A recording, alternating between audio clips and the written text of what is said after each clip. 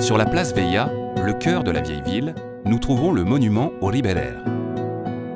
Ce personnage historique de Benissa n'est personne en particulier, mais tout le monde à la fois.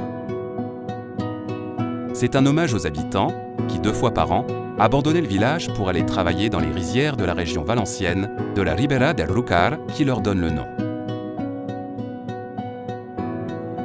Le monument représente un travailleur en train de prier, une main sur une grosse pierre, à la fin du chemin en direction de Valence, d'où l'on pouvait alors apercevoir Benissa. Il s'agit du geste du Riberer en sortant du village, lorsqu'il regardait derrière lui et voyait l'ancienne église.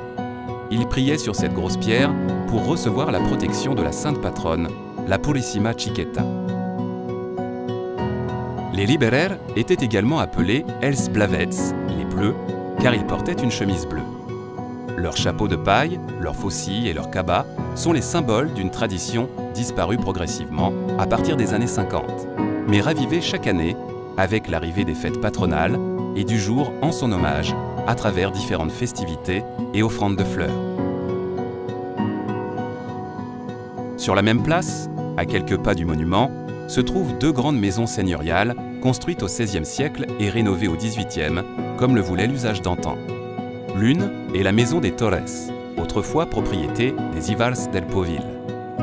Le blason des 2 familles nobles de Benissa est toujours conservé à l'entrée du bâtiment, qui abrite aujourd'hui la bibliothèque publique et le casino.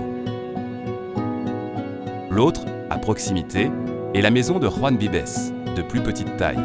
Une légende écrite et des images décrivant l'origine de la dévotion envers la Purissima Chiqueta se trouvent sur la façade. En 1684, des pèlerins laissèrent une image de la Purissima dans la maison, ce qui entraîna par la suite une série de miracles qui en firent la sainte patronne de Benissa.